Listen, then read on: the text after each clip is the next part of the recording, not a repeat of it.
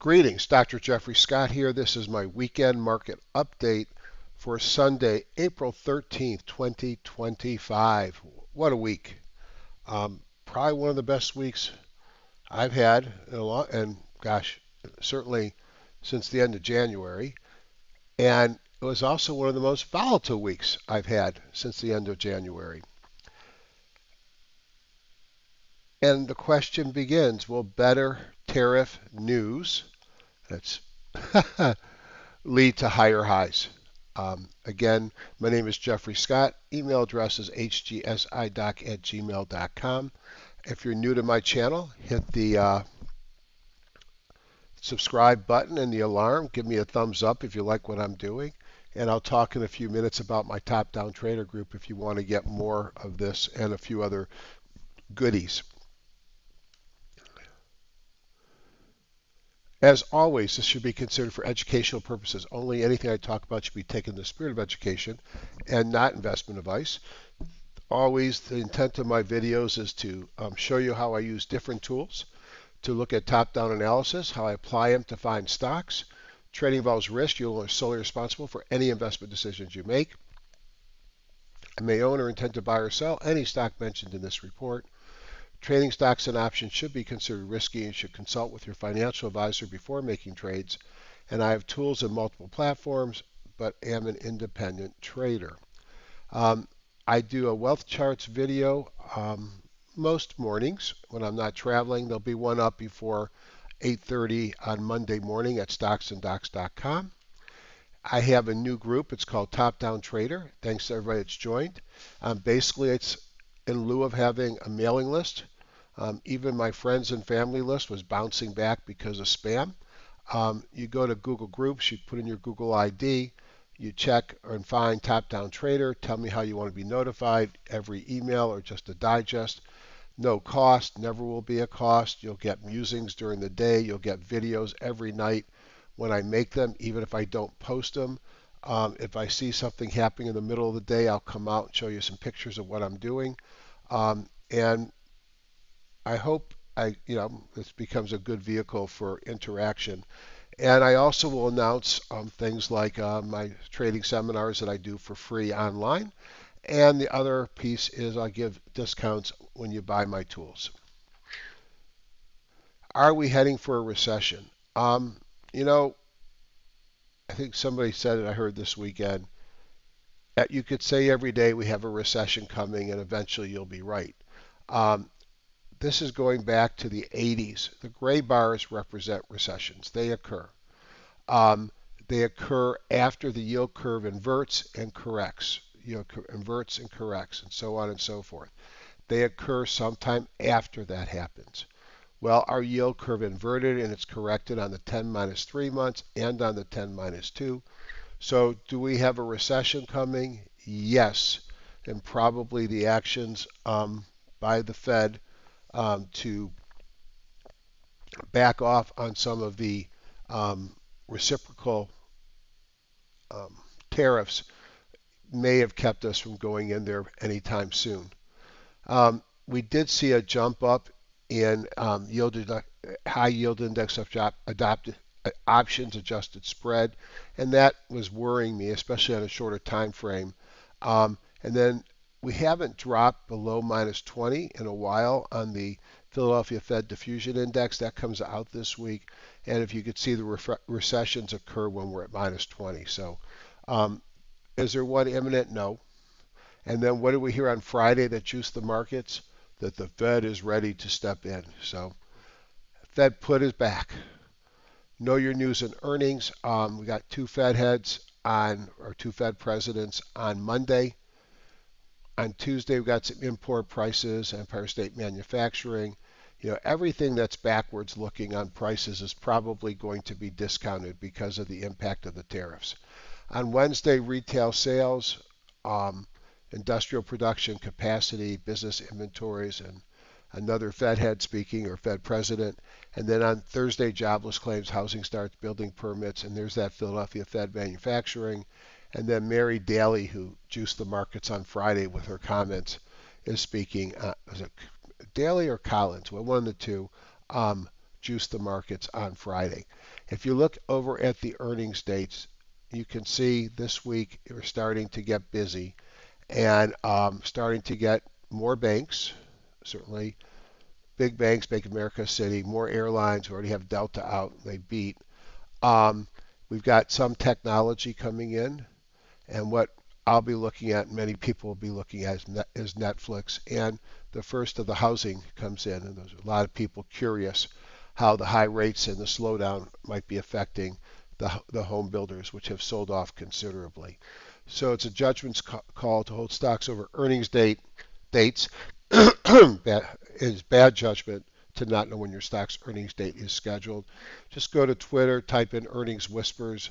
You'll find this every weekend, every day they have updates, or go to the website. It's not a bad place to join. So, everybody's so doom and gloom. I go to work and everybody's asking me what I'm doing. I'm not a financial advisor, so I remind them that.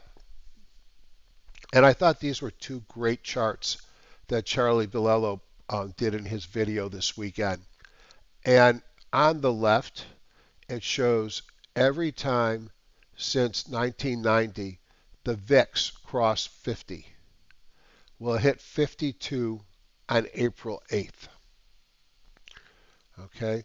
And then it shows you the 1, 2, 3, 4, and 5 year performance after that happens. Do you notice what I see? It's up every time period. And this goes back to my buddy George Lee, may he rest in peace. When the VIX is high, it's time to buy. When the VIX is low, look out below. And you could see here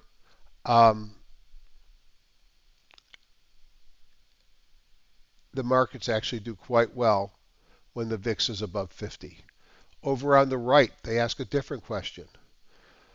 Ending on 4.8 were the biggest 4-day percent declines in time, going back to the 50s, and this was number 12. And what was the response? We'll see. But notice every other one of these big 4-day declines at 1 year, 3 years, and 5 years were followed by above average returns, except for maybe 1998.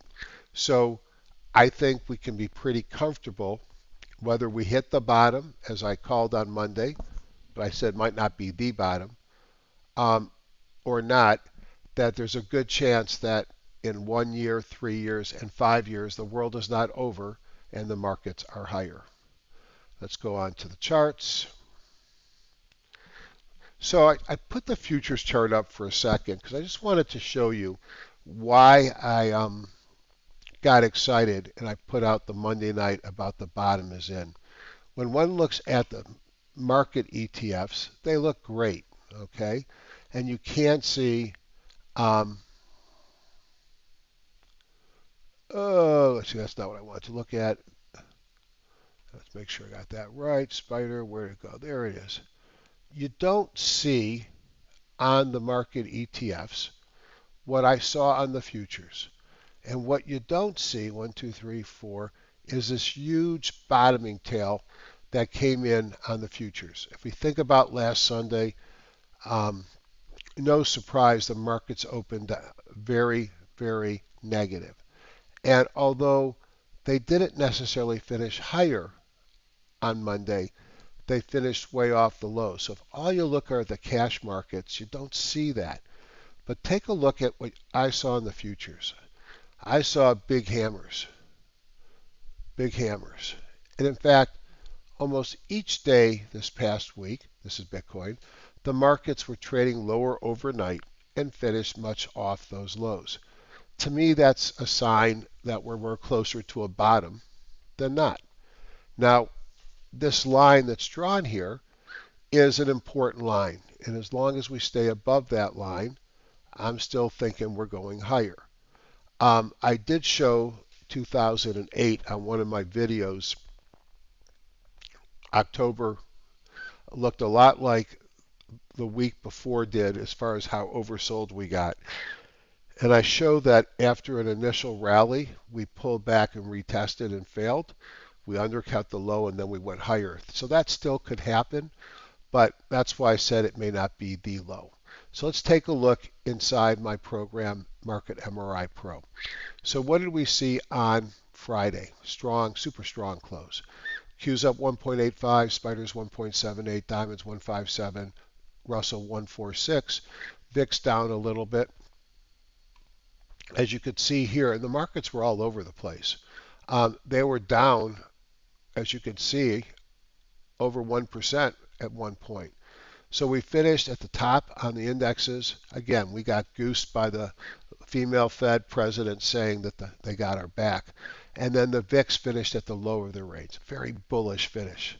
Over 5 days, if you're curious on the market, it was one of the strongest 5-day periods I can remember. The Q's up 7.5, Spiders 5.6, Diamonds 4.88, and Russell 1.75. And interestingly, the VIX was up too.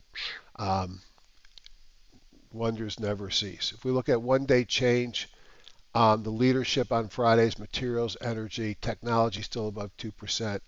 Interesting, technology was up big, and communications, probably Apple pulling it down, was only up 0.85. Discretionary was also light, 0.97. 5-day change, again, these are S&P 500 sectors, which you have to know what you're looking at, so I should have told you that before. But over 5 days, they all were up as well, led by technology, industrials, and financials. I love to see rallies led by technology, industrials, and financials. All right, over here, NYSE new highs minus new lows. Net is still negative, but getting a lot less negative. On the right, the NASDAQ also negative. Here it takes 3 indexes, the S&P 1500, the NASDAQ, and the NYSE. The blue or the green are the Friday bar. The little gray line is the Thursday bar. What percent of sectors were up? We went from nothing to 100%. What about industry groups? We went from about 1 industry group up until 10 out of 11. How many stocks were up? 78%. Over here, similar picture with 65% of stocks in the NASDAQ up and 75% in the NYSE. A super, super bullish, strong way to finish the week. If we look at the buckets, you could see we've come off the cliff where last weekend we were talking about numbers in the 70s below the bands. And this gray bar shows even on Thursday it was much higher. It was 18 on the NYSE on Thursday, 15 on the S&P, 16 on the NASDAQ, and 23% on the Russell 2000. And in all of them, we got much smaller single digits as the market improved and we started to shift to the right or to the higher parts of the Bollinger Bands. And now even starting to see some stocks up at the top. So improvement. Market breadth. What we can see here is a powerful move on the NYSE, also on the NASDAQ. Here is the low. A couple things that we see. The volume was not great on Friday, so there's no such thing as a follow-through day unless the volume is higher than the prior day. If you look at 3 different histograms down here, the top one is new high, new lows, which we know from before is still negative, but we went to positive on the AD lines on both of them and positive on the up-down volume. There was no new signals on Friday, but you could see we did have that. We had a Eureka, which is a very bullish signal on the NYSE that came in on Wednesday with that massive day. And we also gave what's called a defib signal, which is the patient's dead, and then all of a sudden you shock it alive. And you don't get those, but when you get them, you're close to a bottom. So big improvement on breadth. If we go to my timing model, you'll see on the daily, the bongos have changed, which is great, all except for on the Russell.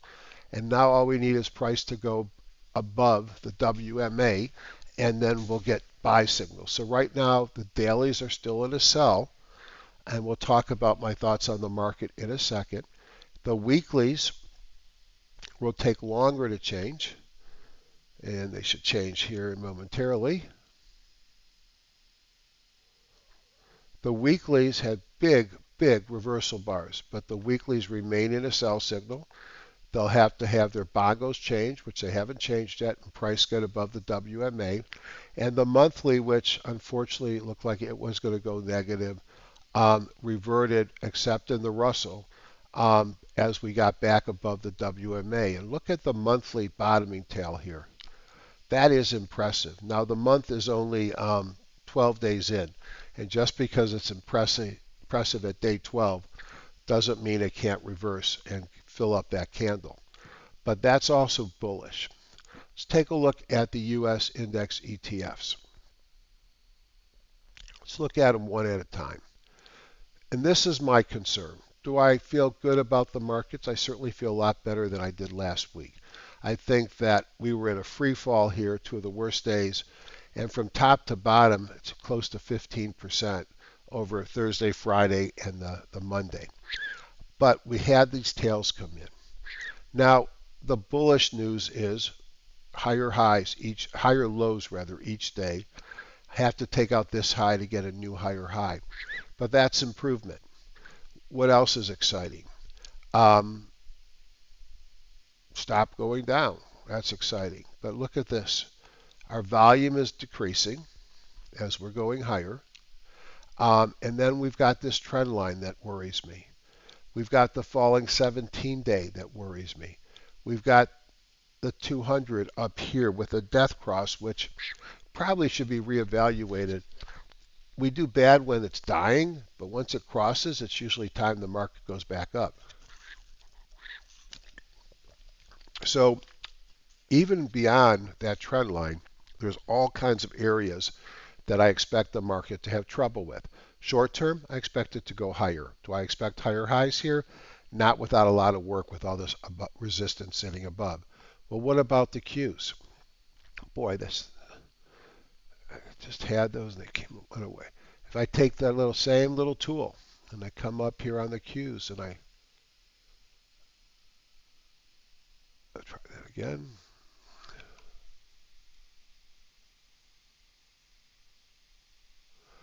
That is definitely weird. I think I'll have to talk to Praveen. It worked before I turned on the video camera. Well, the Qs have the same issue. You could draw a trend line in here. You got the 17, you got the 200. Yes, we're way off the low. It's a great feeling. We probably still are going higher a little bit more, but we're going to have to get through resistance, which I think is going to take a lot of work. It probably won't happen the first attempt. Diamonds, broken record. You could draw a resistance line in here. 17-day, you got the 200, so you still have a lot of work. Falling volume on this rally. So, are we out of the woods? Short term, maybe. I just would like to see us get above that 50 on each of these and above that 200, and then I'd be really bullish. And I think that time's going to come, whether it's the first attempt or we retest. And the same thing, here's the trend lines on the Russell moving up. So the markets are better. The markets look like short term they want to go high, but I am concerned about resistance overhead. You could see the VIX spiked and came back down, and this would have been which day was this? Was this the 7th? Which would have been I guess Monday, 8, 9, 10. And then Tuesday, VIX went up. Wednesday, with that super strong day, the VIX fell. Thursday, it bounced, and Friday, it came down. The VIX is off the highs. It's still high, and we know when the VIX is high, it's time to buy. The dollar fell and then bounced, but still closed lower. If we look at commodities, you could see that with the lower dollar, gold popped up, as did silver, oil. Natural gas, not so much. Natural gas was up just a little bit. And both the 10-year and the 30-year opened higher, traded much higher. opened at the bottom, traded much higher, closed in the middle of their range. 10-year and the 30-year all trading up. And I think, well, I don't even know what the cause of that is. Are the Chinese selling their treasuries? And that's causing rates to go up. Fear of inflation, probably part of it. Maybe feeling that the economy is going to be better and it's risk on. A lot of things that could be going on. So let's talk about what we've done in the first 20 minutes. I gave you my thoughts on the market. Probably goes higher here, but we'll run into resistance and then we'll see what happens. That a lot of the negativity that I felt a week ago came out. I'm thinking and hoping that what we saw Monday, well, hoping is not the right word. I'm expecting that this short term, that this Monday lows are going to hold. And I added to my long positions because of that. Am I all in? Heck no. I still have a cash position. Why? Well, you experienced the same volatility I did. And if it wasn't for this crazy day on Wednesday, because Trump eased on the tariffs, it would not have been such a pretty ending. Now, another comment. One could certainly think about the fact that the tariffs up until Wednesday had been one series of bad news after the other hurting the market. I'm thinking that that's bottomed. I'm thinking that what we saw on Saturday, I'm out on my boat. When you're in South Florida and it's sunny and it's 80 and you got a boat, you're not doing your charts. That's why I'm doing this so late at night. And I get the little text that Trump has given computers, phones, and some semiconductors a pass on tariffs. Well, okay. We're going to start hearing each day which countries are willing to lower their existing tariffs so we don't push our tariffs up. All that will be good news.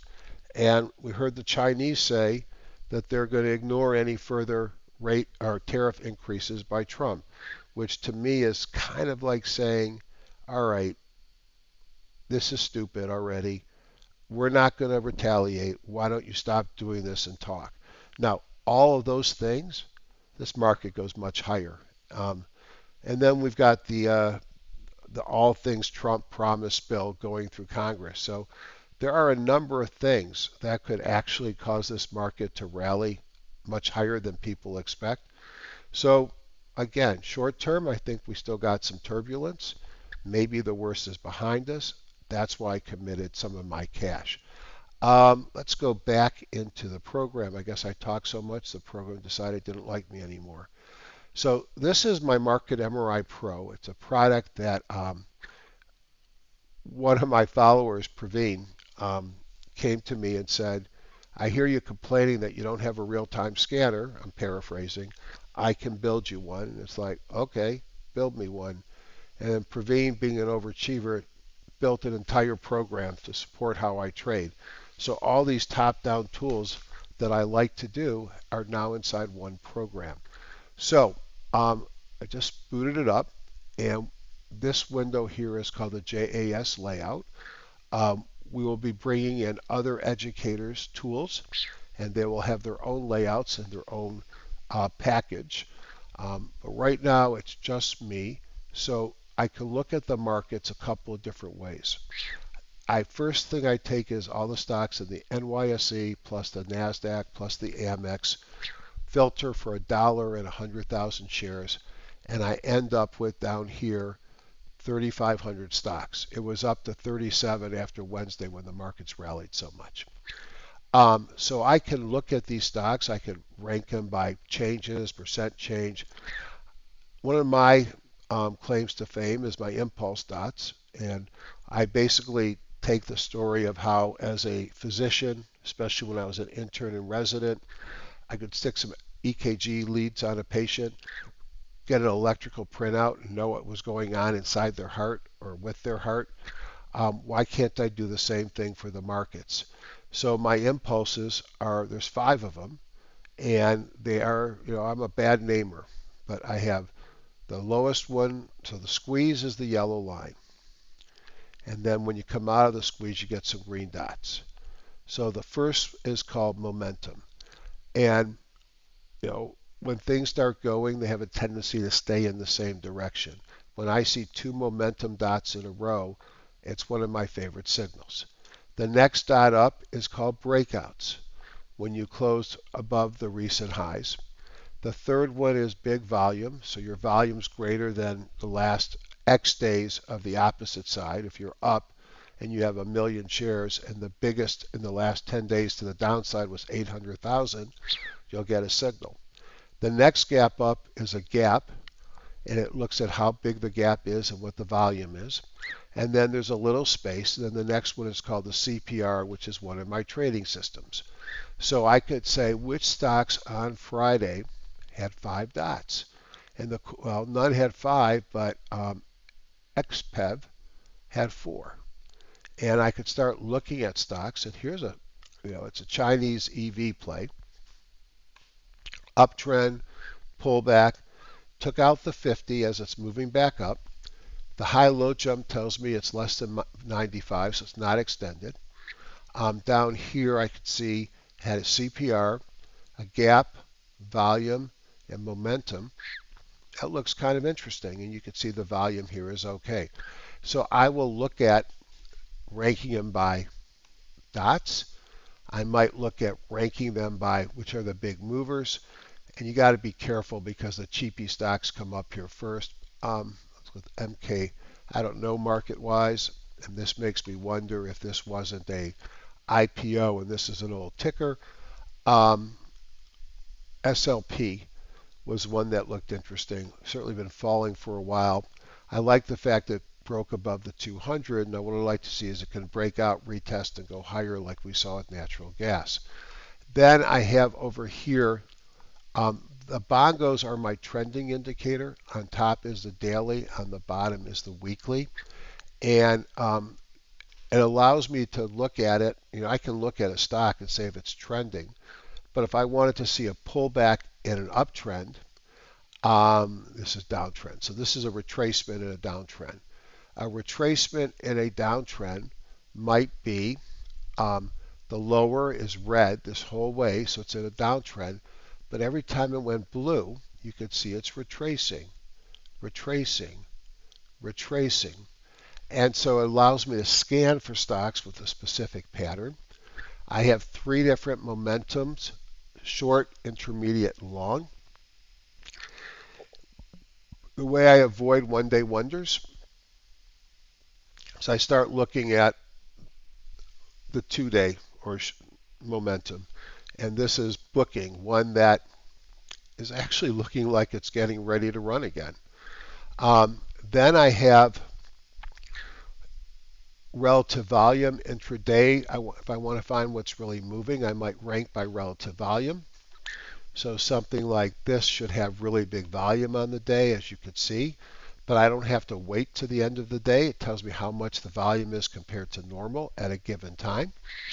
I have on-balance volume over here. Now, the way I look at on-balance volume, I just want to know if it's above the exponential moving average or not. So this here, you can see the numbers. If it's red, it's below, and how many bars it's below. If it's green, it's above. And then I have a different take on relative strength than many others. And I learned this from HDS Iron and Chris Wilson years ago. Rather than look at just the IBD relative strength, which I'll look at as well, let me give you something that's been going up a lot. Oh, nothing's really been going up a lot. That's not going up a lot. But this gray line here, which tells you 15%, is similar to the old IBD relative strength. But what I want to look at are stocks whose relative strength have broken above the relative strength of the spider and a moving average applied. So the green line here is the relative strength of my stock versus the spider. And what Chris Wilson found is when it breaks below the moving average, it's going down. When it breaks above, it shows us a trend change, or it starts to go higher. So here I could see, is it above or below and how many bars? That's what's in my radar screen. I have, and I'll come back to this at the end, some built-in scans that I can do intraday or end of day. And then I have a number of hot lists, and we'll look at a couple of them. Now I'm a top-down guy, and I said this tool is a top-down analysis, so I have under top-down, and we fixed the errors that we were getting. These are the 11 sectors in the market. If I highlight all of them, you'll see there's 3,483 stocks that made it into the sectors. So I can now sort the market many different ways. So let's look at 2 days strength, and let's check off. Well, probably we could do that, but you know what? I think I want to get the technology. So look at percent. And let's look at the top 3. Still not going to get me technology. Bummer. Well, we could look at energy, basic materials, and healthcare. Those were the top 3. You can see that gives you 1,000 stocks, but maybe I don't want all of them. So let's rank by 2-day momentum. Let's do this here. Give me the arrow, please.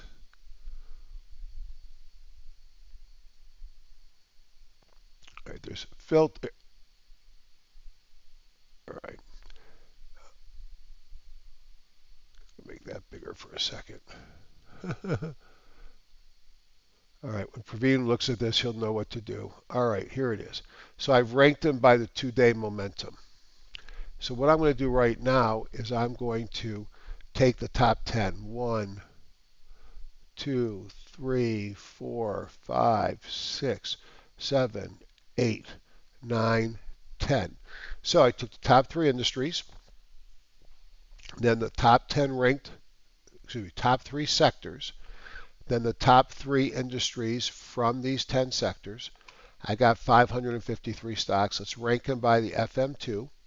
And then what I do is I basically highlight the first one, and it takes a second to load the first one, and then it's much faster. I think Pratish said it's waking up the system. And then I just start going down and see if anything looks good. Argenx makes a new drug for myasthenia gravis. I think they got their approval. Let's see, I've got news here.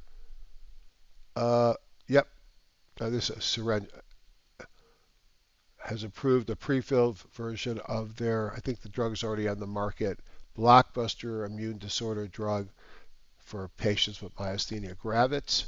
That's what you can see there. This tells you the fundamentals, that they now have revenue from sales, and those are billions. And you can see that their revenue's up, the earnings are good, will be billions this year. So you get a sense of what's going on in the market. Pull back to the 200. It had a momentum, a gap, and a CPR signal. Might be something to look at. Let's keep going. RGC, ALNY, and I'll go through my list and you can see how fast. All right, this is one I like, and we're going to probably talk about it again. I wondered why it went up, and then my wife showed me something in the Wall Street Journal that profiled a Asian woman who trained in the U.S., worked in the U.S., and now has a biotech in China, and they are licensed their drug to Summit, and it was up 15% on Friday. I actually own this stock, and I bought it back here, and notice why I bought it, because I like to find things that are in an uptrend and pull back, or I like to find big moves. And you had a momentum, breakout volume, and a CPR. And I looked at what it was, and I said, oh, this is a great story. And that was at one medical meeting. This was at a medical meeting in the fall, and those medical meetings are starting to come up. And a lot of times you don't even know it's happening, but they're going to present data. I think Summit looks good here. Then we have CRSP, CRISPR, and I'll just keep going down and see if I find a chart that I like. And you think about what the market's been doing, you're going to find a lot of things that look like this. Now, I don't have a problem with this one here, TMDX. Relative strength looks good, OBV. Even the O'Neill relative strength is moving up. But the problem I have is it's way down in its pattern. It's below the 200. and I'll just keep looking and see if anything pops up. And, you know, short story, I found some things. Here's one, Penumbra. This one looks like it's interesting, setting up, run up, pull back, sideways move. But I like to see it break out above the 50 before I start chasing it. Um, all right. So that's another thing that you can do. And then let's go back to the original layout. And we're not going to look at 3,500 stocks, but what I can do is filter. So let's filter it down for volume over 500,000, price greater than 5. And you're going to see 3,500 comes down to, all right, did I not do that? Come on. There you go, 1,935. Now, I have 4 or 5 buy-sell signals built in. So let's look at 2 days momentum up. And this is my favorite scan.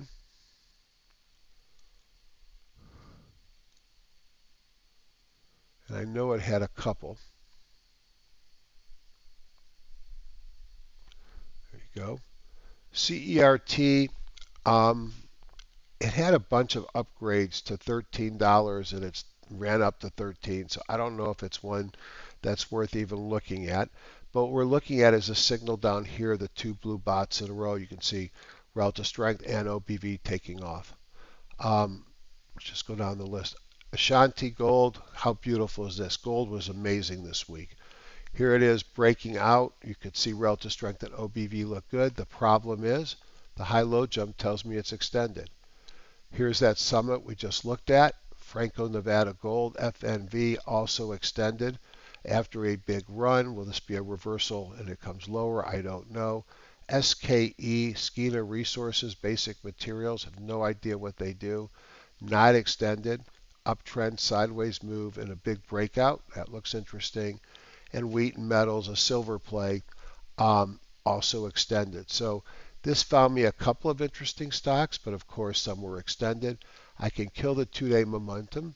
And then there's another one I like, which is the multi-time frame CPR buy. It requires both the weekly and the daily to be in alignment. The weekly could have been in play for as long as it wants to be, but the daily had to fire on the last trading day, which would have been Friday. So let's just see if any of these look good. UFGs looks like it's an IPO. Looks like it wants to run higher. HRL, Hormel Foods, nah. Tap. Just looking to see if any of them look like things I like to buy. So all these Medicaid providers, Molina, Centene, Humana is a big one, United, CVS because they own Aetna, they all found out that their Medicare Advantage rates were higher than was anticipated, and they all moved up on that news, which came in here. So all of these look similar and are breaking out. ADT. So this is one here, AT&T, that I like a lot. You know, you think about the bear market. It is a bear market from the highs to the lows of 2025. And this is like a steady Eddie. And now it still pays a dividend that gets smaller as the price gets higher, but the dividend's 4.2%. ATT sitting on the 50, that's kind of interesting. What about Dollar General? You know, kind of looks like natural gas did. Breaks above the 200 retest. Goes higher from here, it might be interesting. Pro Assurance, looks like a buyout. American Tower. So I basically will run these scans and look at them to see if anything pops out. That's a buy.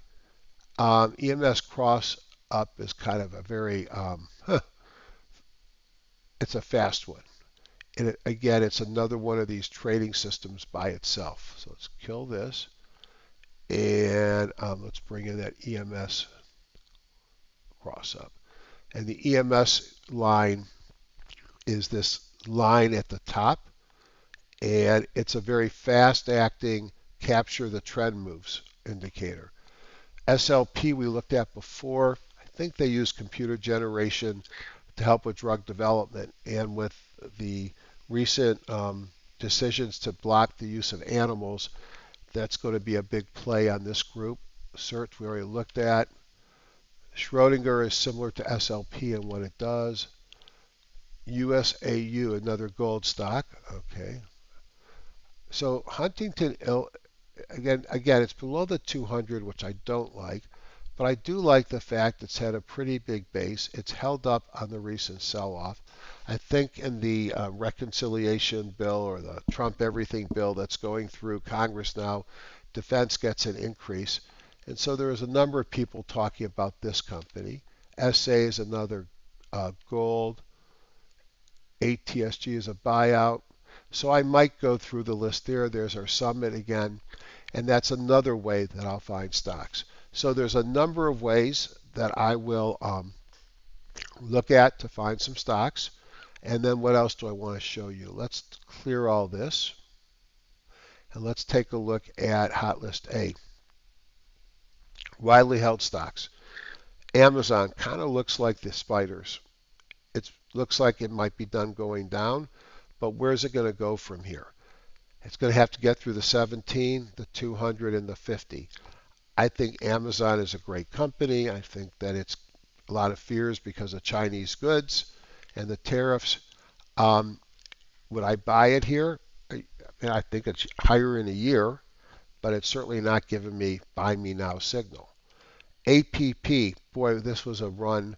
And then up here, it's talking about splitting out a business, how things are great, and then look what happens. Now, I still think it's a great stock, but it's still in a fall. Kind of looked interesting over here with a pullback to the 200, but not yet.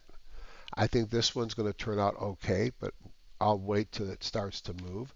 Google looks like the others. No. Meta looked really good here, took over the 200, and it failed.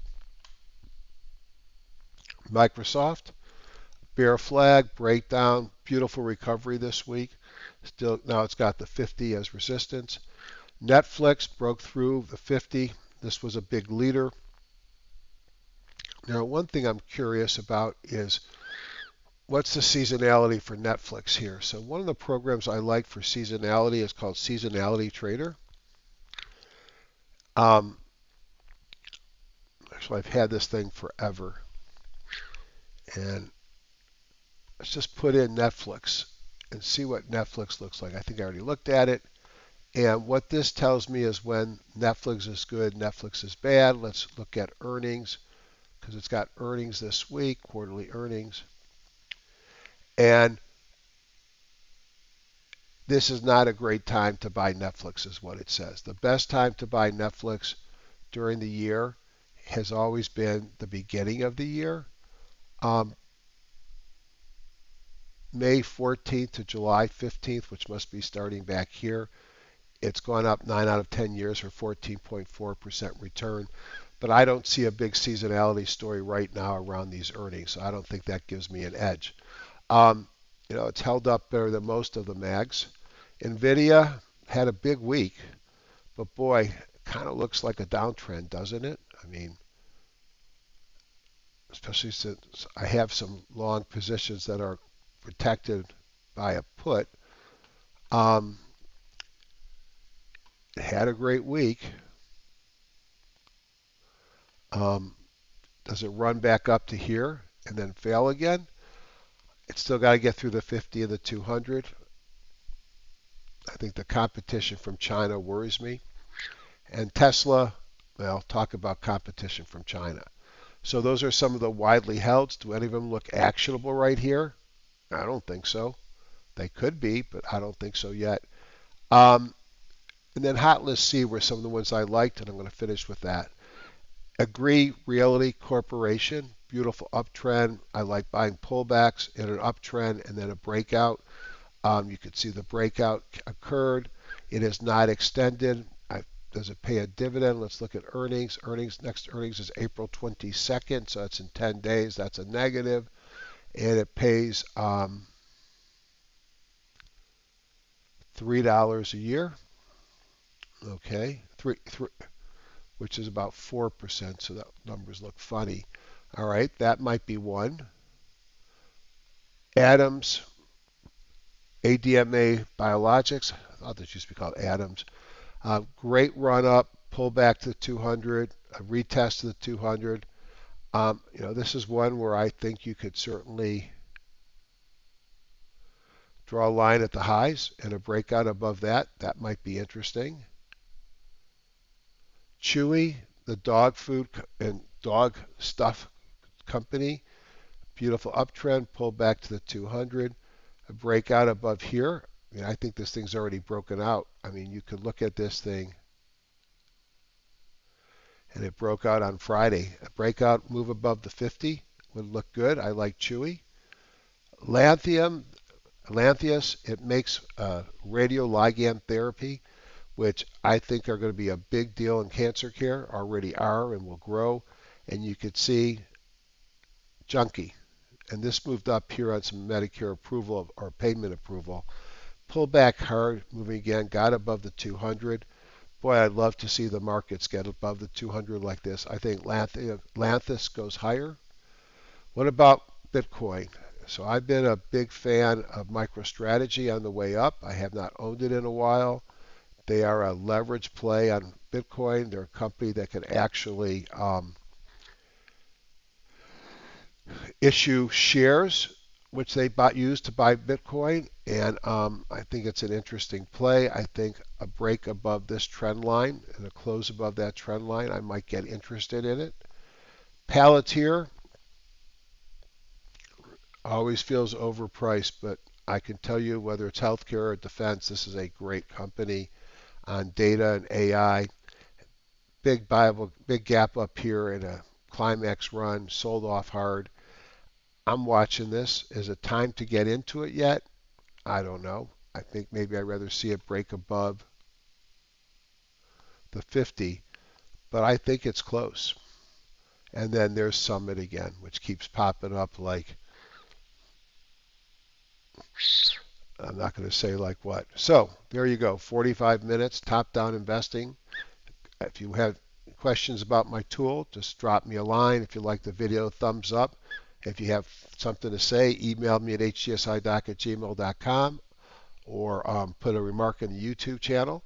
I hope you like this. Hope you got something out of it. And Green Day starts in 10 minutes, which was my goal to stay up to watch at Coachella. So have a great rest of the weekend, and we'll see you during the week. Thank you.